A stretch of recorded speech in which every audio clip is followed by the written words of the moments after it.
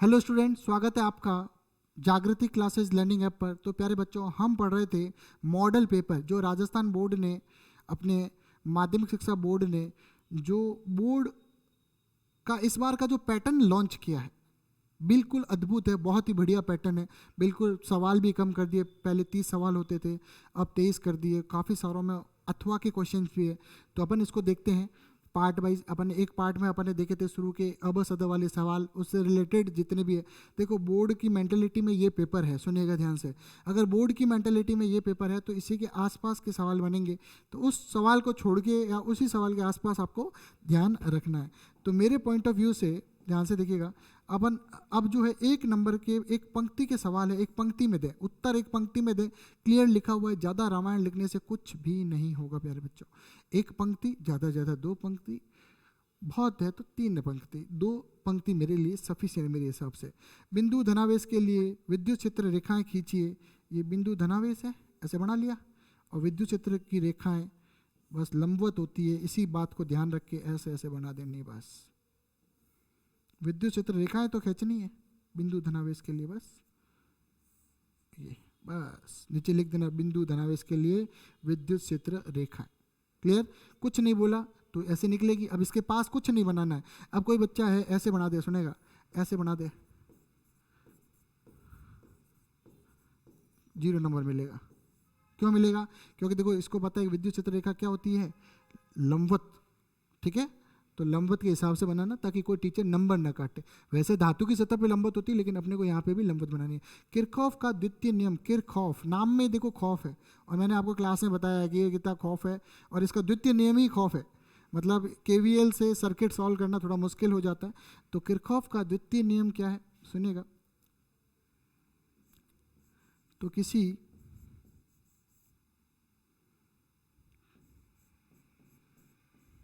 परिपथ में, या इसको ऐसे करें, किसी बंद लूप में उपस्थित प्रतिरोधकों व सेलों के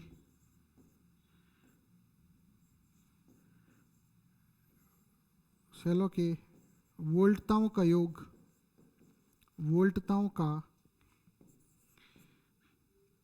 का बीजगणितीय योग शून्य होता है। वोल्टताओं का बीजगणितीय योग क्या होता है? बीजगणितीय योग क्या होता है? शून्य होता है। बीजगणितीय योग शून्य होता है, अर्थात बस सूत्र लिखना चाहो तो इससे ज़्यादा क्लियर है, summation E minus summation I R बराबर 0। Clear? Summation E minus summation I R बराबर 0। किसी बंद लूप में उपस्थित प्रतिरोधकों व सेलों के वोल्टताओं का बीजगणितीय योग क्या होता है? शून्य होता है। आसान शब्दों में परिभाषा हो गई। अब इसमें मान के चलो कोई न्यूमेरिकल आ जाए, आंकिक प्रश्न आ जाए, या सवाल आ जाए, सवाल इसका यहाँ नहीं आके कहीं और आ जाए कि किरचॉफ के द्वितीय नियम की उदाहरण सहित व्याख्या करिए। तो ये नियम लिखा, ये या किरचॉफ का द्वितीय नियम किस संरक्षण पे आधारित है? तो आपने को पता होना चाहिए किस पे आधारित है। ये नियम ऊर्जा संरक्षण पे आधारित है, और व्याख्या करनी है तो आप इसका नियम लिखिए, ऊर्जा संरक्षण पे आधारित है ये बताइए, और उसके बाद क्या बताइए, एक उदाहरण बता दीजिए जो मैंने आपको क्लास में बता रखा है। चलिए आगे चलिए। बायो सावर्ट का नियम लिखिए। तो बायो सावर्ट का नियम लिखना है, तो बायो सावर्ट का नियम क्या है?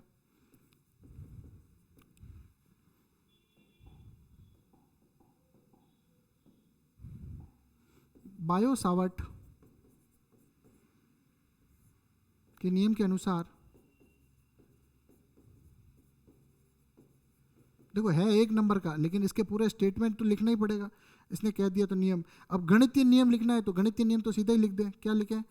dB बराबर μ0/4, ये भी नियम अगर बात करें 4 पाई IDL साइन थीटा बट्टा आर स्क्वायर, और उससे पहले अगर लिखे तो dB समानुपाती IDL साइन थीटा बट्टा आर स्क्वायर। अब आप इसी ये लिख दिया, अब इसी से परिभाषा बना लो कि बायो सावर्ट नियम के अनुसार किसी धारावाही अल्पांश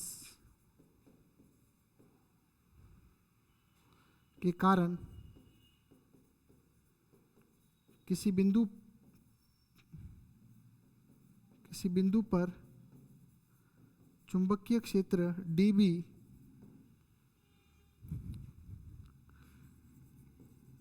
dB तार में प्रवाहित धारा I के समानुपाती। ठीक है, तो मैं थोड़ा सा रफली आपको समझाने की कोशिश कर रहा हूँ, तो आप देख लेना। dB तार में प्रवाहित धारा I के समानुपाती, अल्पांश की लंबाई dl के समानुपाती,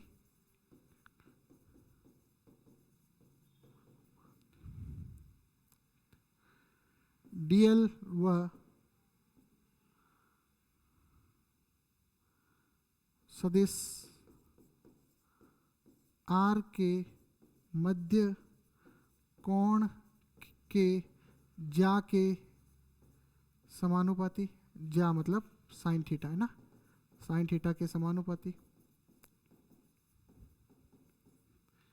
तथा अल्पांश dl की बिंदु R से दूरी के वर्ग के व्युत्क्रमानुपाती होती है।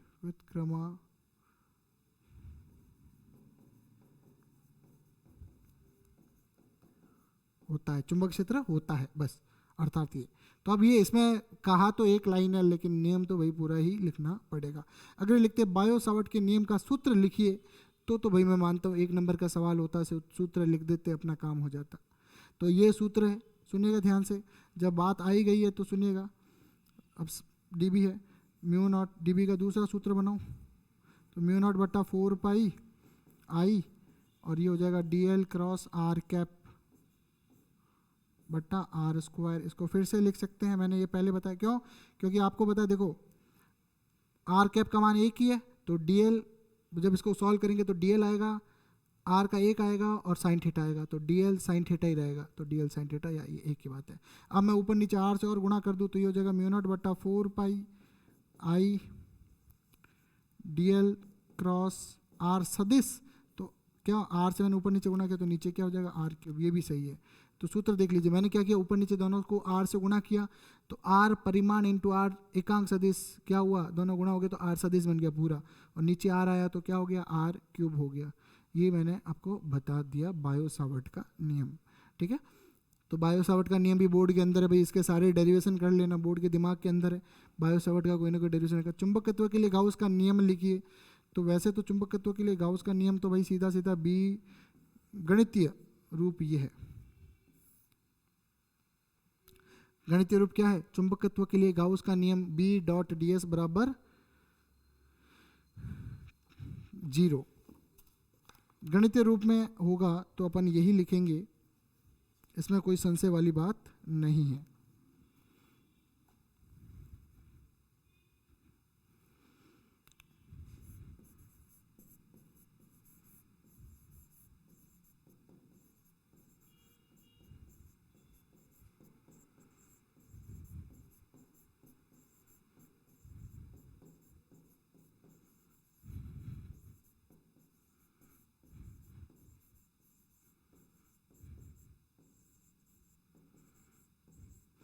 चुंबकीय फ्लक्स क्या होता है? नेट, किसी भी बंद पृष्ठ से गुजरने वाला चुंबकीय फ्लक्स, किसी भी बंद पृष्ठ से गुजरने वाला नेट चुंबकीय फ्लक्स शून्य होता है। ये हो गया इसका नियम। क्लियर? सूत्र लिख देना उसके बाद, अर्थात close integration B dot ds बराबर 0, या कह सकते हो फाई बराबर 0। ठीक है, ये हो गया। अब सवाल आ जाए भाई ऐसा क्यों होता है? क्योंकि चुंबक का एकल ध्रुव संभव नहीं होता। चुंबक का एकल ध्रुव संभव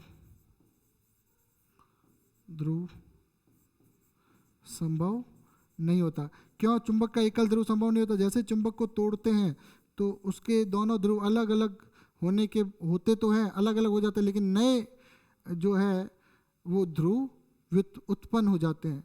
बात समझ में? इसलिए चुंबक का कभी भी, आपने देखा होगा चुंबक है, एक पोल नॉर्थ है दूसरा साउथ है, जैसे तोड़ते हो वापस वही छोटा चुंबक भी नॉर्थ साउथ की तरफ बिहेव करने लगता है।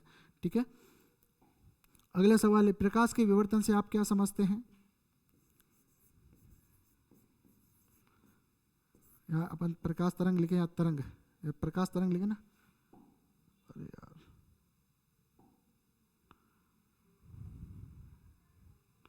ठीक है, ये हटा नहीं सकते, चलो। प्रकाश तरंग का किसी अवरोधक, परिभाषा देखिए, विवर्तन, ठीक है, ये अच्छा सवाल है। तो प्रकाश तरंग का किसी अवरोधक या द्वारक के किनारों से टकराकर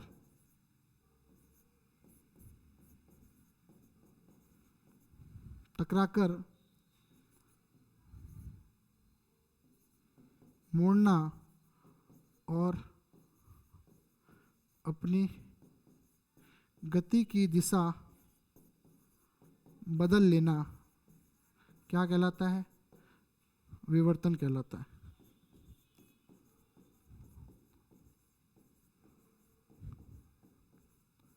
द्वारक की विवर्तन की शर्त लिखी आ जाए तो अपन कहेंगे कि अवरोधक या द्वारक का आकार तरंग दैर्ध्य के आकार के लगभग बराबर या उससे छोटा होना चाहिए। तो अपन कह सकते हैं तरंग दैर्ध्य, प्रकाश की जो भी तरंग दैर्ध्य है वो कम या बराबर होनी चाहिए अवरोधक के आकार के। अब सवाल आ सकता है तो ये शर्त हो गई, मैं इससे रिलेटेड सब बता रहा हूँ। तो तरंग दैर्ध्य जो है, प्रकाश की तरंग दैर्ध्य अवरोधक के आकार से क्या होनी चाहिए? छोटी होनी चाहिए, तभी वो मुड़ेगी, नहीं तो सीधी सीधी चली जाएगी। तो ये शर्त है लगभग, और ये भी लिख सकते हो या ऐसे भी लिख सकते हो, कोई बात नहीं। ठीक है, दहली आवृत्ति को परिभाषित कीजिए। मैंने अभी दहली आवृत्ति आपको पहले बताया था। परिभाषा क्या लिखेंगे कि किसी धातु की सतह से इलेक्ट्रॉन को निकालने के लिए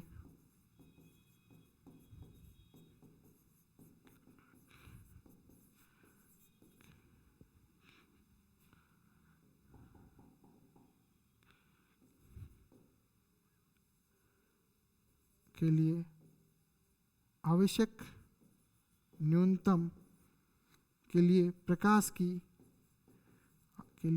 की आवश्यक न्यूनतम आवृत्ति को दहली आवृत्ति कहते हैं।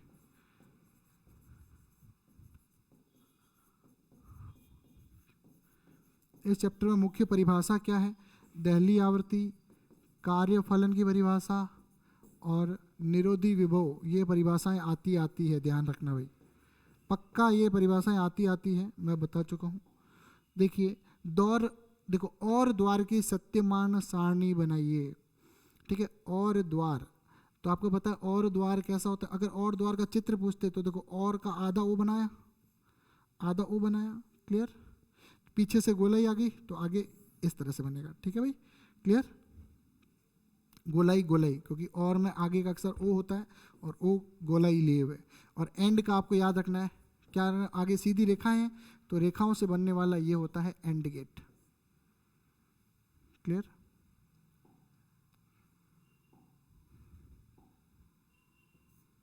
इधर से दिया ए प्लस ए बी, और क्या होता है? और हमेशा प्लस होता है, और एंड क्या होता है? मल्टीप्लाई होता है। तो ये हो जाएगा ए डॉट बी, मल्टीप्लाई हो गया, मतलब सदिश नहीं है, ए डॉट बी, या गुणा कर दो कुछ भी ऐसे। ठीक है, क्लियर, और यहाँ पे आ जाएगा ए बी, इसका आउटपुट आएगा तो दोनों क्या हो जाएंगे? प्लस, मतलब जोड़ के निकलेंगे। क्लियर, तो ए गुणा बी, ये इसका रिजल्ट आ गया। ठीक है भाई, अब इसकी सत्यमान सारणी बनानी है तो बनाओ भाई सत्यमान सारणी। सत्यमान सारणी है, शक्तिमान सारणी नहीं है, ध्यान रखना। तो ये हो गया ए, ये हो गई बी, और ये हो गया ए प्लस बी। तो देखो 0 0 0 1 1 0 1 1 ऐसे गिनती होती है, आपको पता है, बस इसको क्या करना है? जोड़ना ही। तो 0 + 0 0, 0 + 1 1, 1, तो बहुमत जो है वही तीसरा होता है, 1 + 1 भी क्या होता है 1। क्लियर? तो आपको ध्यान रखना 0 + 0 0, इतना आसान सवाल आया बताओ। ठीक है, तो और द्वार की सत्यमान सारणी बनानी है, सत्यमान सारणी बना दी, इसका आपने को मिलेगा 1 नंबर। क्लियर भाई यहाँ तक बच्चों? ठीक है, अब प्यारे बच्चों देखो यहाँ तक अपन ने काफ़ी कुछ कर लिया। आप देखिए बस इतने इतने आंसर लिखने और अपने एक एक नंबर बनता जा रहा है, ज़्यादा समय नहीं लगता। मैं तो हर एक चीज़ को एक्सप्लेन कर रहा हूँ इसलिए आपको थोड़ा समय लग रहा है इसमें। बाकी पेपर में आप 1 मिनट का सवाल लगभग 1 मिनट में कर लोगे, 20 मिनट का सवाल 20 मिनट या 40 मिनट में करोगे तो भी सफिशिएंट टाइम रहेगा अपने पास, कोई बड़ी बात नहीं रहेगी। ठीक है, तो इन चीज़ों का ध्यान रखना। तो मैंने यहाँ पे आपको और गेट बता दिया। अब सवाल में और आ जाए, एंड आ जाए, ठीक है, नैंड आ जाए, नॉर आ जाए। गेट आपको पता है कौन कौन से होते हैं, एंड होता है, और होता है, नॉर होता है, नैंड होता है। क्लियर? और इसके साथ एक गेट और होता है, नॉट होता है, ठीक है, जॉर होता है। क्लियर? ऐसे ही सारे गेट होते हैं, इन सारे गेटों के बारे में आपको पता होना चाहिए। क्लियर भी प्यारे बच्चों? देखिए सारे गेट आपको आने चाहिए, इनकी सत्यमान सारणी आनी चाहिए, आपको पता होना चाहिए कि नॉर गेट से अपन ये तीनों कैसे बना सकते हैं, नैंड गेट से अपन ये तीनों कैसे बना सकते हैं, ये भी आपको आना चाहिए। अब बढ़ते हैं प्यारे बच्चों आगे। आगे क्या है? अब आगे रिक्त स्थान, विद्युत क्षेत्र की दिशा समविभव पृष्ठ। तो आपको याद आया समविभव पृष्ठ, विद्युत क्षेत्र की दिशा क्या होती है इसके? लंबवत। कैसे होती है भाई? तो आपको रिक्त स्थान वाला वो शब्द लिखना है, मतलब पूरी पेपर में कैसे लिखना है, पहले पेपर में पूरी लाइन उतार दी और बीच में लंबवत लिख के उसके ऊपर लाइनें कर देनी ऐसे। ठीक है, ऐसे कर देना बस। क्लियर? आ जाएगा समझ में। ठीक है, ये सही रहता है, सीधे खाली शब्द से तो कोई मतलब भी नहीं रहता। तो लंबवत होती है, आपको पता है। और अगर सवाल आ जाए कि समविभव पृष्ठ, ठीक है, अब सवाल ऐसा आ जाए कि मान के चलो किसी बिंदु आवेश के लिए समविभव पृष्ठ बनाइए, तो किसी बिंदु आवेश के लिए समविभव पृष्ठ बनाएंगे तो कोई बिंदु आवेश है, मान लो ये ऐसे बना, तो बिंदु आवेश, वापस वही चित्र बनाया, बिंदु आवेश के लिए चुंबक क्षेत्र रेखा, ये विद्युत क्षेत्र रेखा बना ली। अब समविभव पृष्ठ बनाना है,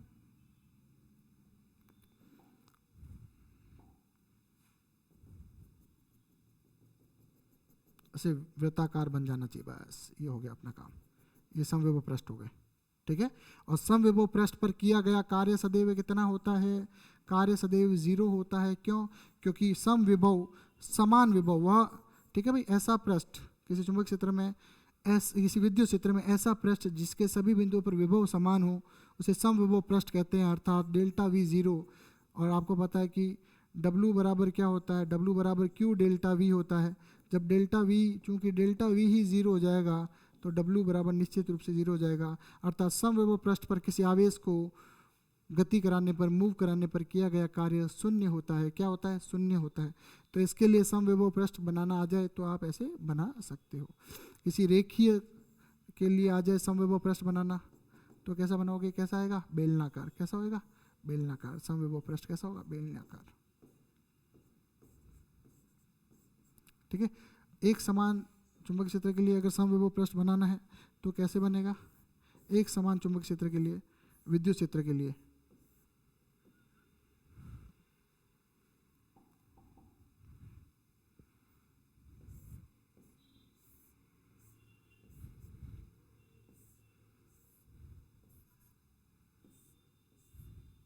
ऐसे। ठीक है, एक समान विद्युत क्षेत्र के लिए समविभव पृष्ठ इस तरह से बनाया जा सकता है। समविभव पृष्ठ के दो गुणधर्म लिखिए, सवाल आ जाए। क्लियर? समविभव पृष्ठ के दो गुणधर्म लिखिए, तो दो गुणधर्म सीधा हो गया कि इस पर किसी आवेश को इधर से उधर ले जाने पर इस पर किया गया कार्य सदैव शून्य होता है।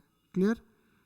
समविभव पृष्ठ के किसी एक बिंदु से दूसरे बिंदु पर किसी आवेश को ले जाने में किया गया कार्य शून्य होता है। दूसरा है समविभव पृष्ठ के सभी बिंदुओं पर, समविभव पृष्ठ के सभी बिंदुओं पर विभव समान होता है। 2 पॉइंट हो गए। ठीक है, समविभव पृष्ठ, दो समविभव पृष्ठ कभी भी एक दूसरे को काटते नहीं है, ये होगी इसके गुण। अब क्यों नहीं काटते हैं तो ये भी मैं आपको बता दूं कि यदि वो काटेंगे तो कटान बिंदु पर विद्युत क्षेत्र की 2 दिशाएं हो जाएगी जो कि संभव नहीं है।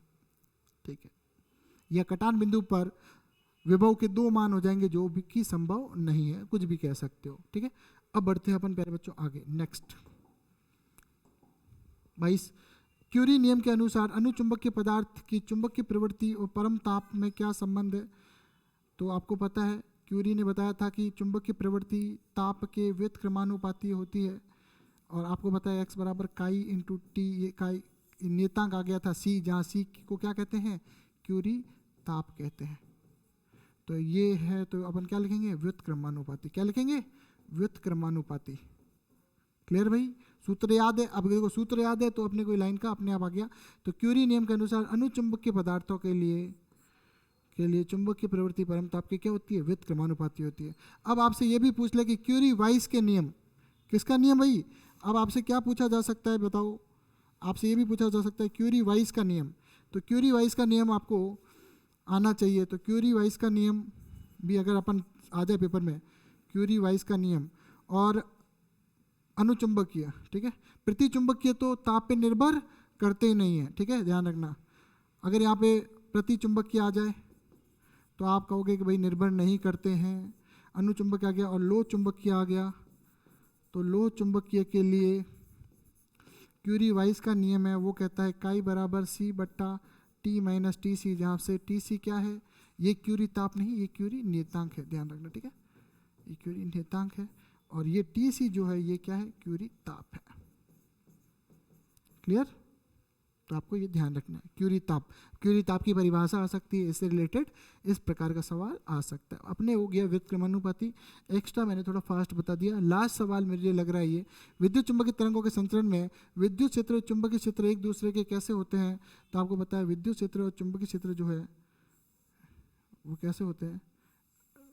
ऐसे विद्युत क्षेत्र होता है,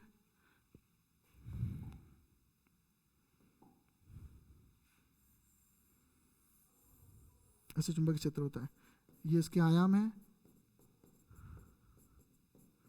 ऐसे होता है ग्राफ। अगर आपने बुक में कई चित्र देखा हो तो ये दोनों लंबवत होते हैं। क्या होते हैं? लंबवत होते हैं। क्या होते हैं भाई?